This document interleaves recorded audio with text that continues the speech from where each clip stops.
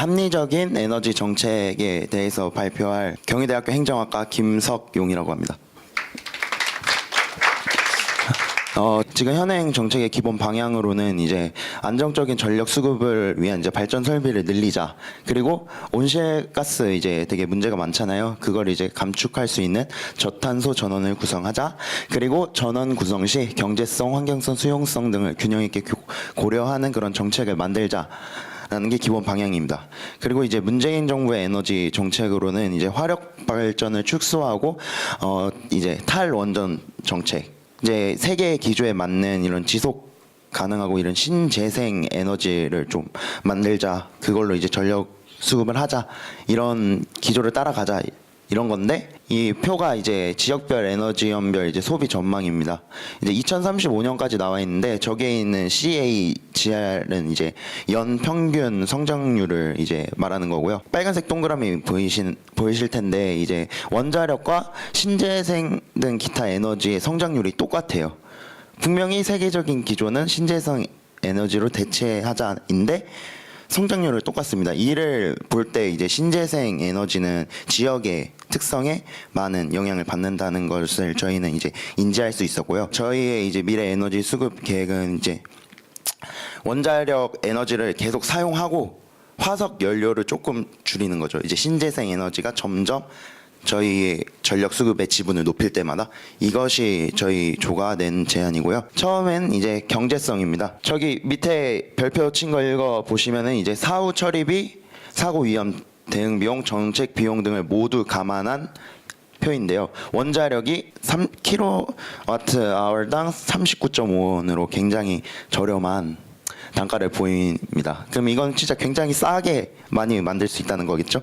그래서 경제성 측면에서는 합격 주세요. 네.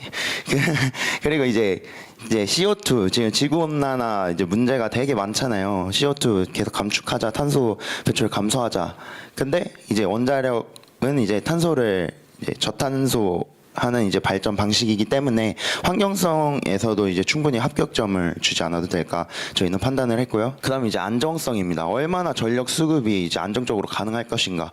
이제 저희 나라의 지형적 특성을 보면 이제 북한과 갈라져 있기 때문에 일단 뭐 어디서 이제 전력을 수급해 오는 것이 불가능해요. 해외에서 이제 전력을 사오는 게. 그래가지고 이제 에너지 자립이 저희는 반드시 필요한 상태라고 판단을 했고요. 그렇기 때문에 이제 탈원전을 한번 가정해 봤을 때 분명히 안정적인 전력 수급의 어려움을 겪게 된다고 판단을 했습니다. 그 이유는 신재생 에너지는 아까 말씀드렸다시피 지형에 많은 영향을 받는다고 말씀을 드렸는데 우리나라는 이제 아무래도 이게 사계절이고 삼면이 이제 바다이다 보니까 이제 뭐 밤낮으로도 바람이 방향이 바뀌어 버리고 계절 따라도 이제 바람 방향이 바뀌어 버리고 이런 점에 있어서 뭐 풍력 발전은 또 어렵다고 할 수 있고 태양열 발전도 이제 장마철이 있기 때문에 이제 할 수가 없는 거예요. 태양열 발전을. 그렇기 때문에 이런 되게 안정성이 떨어진다고 판단을 했기 때문에 이제 미래의 신재생 에너지 개발이 될 거다.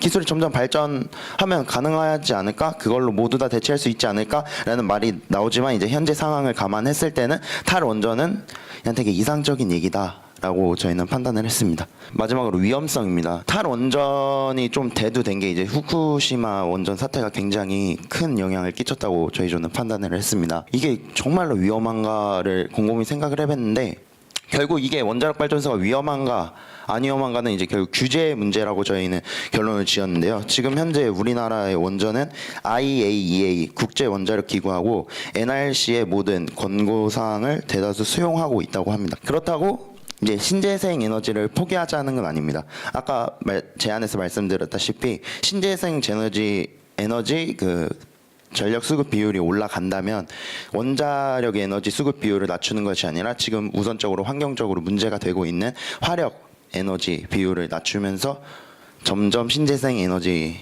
발전을 해 나가야 한다고 저희는 생각을 했습니다.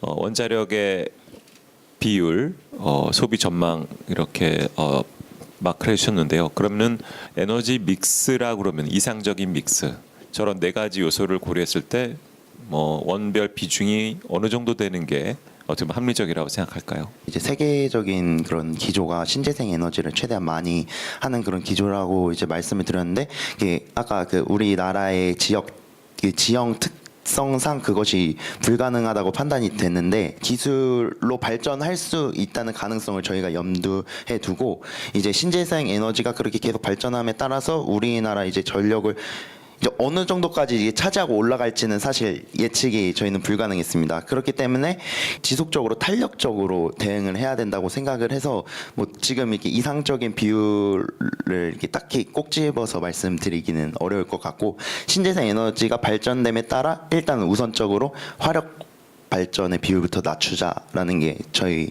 조가 뽑은 최선의 대안이었습니다. 네, 발표 및 토론 마치겠습니다. 자, 이제 마지막 팀만 발표를 앞두고 있습니다.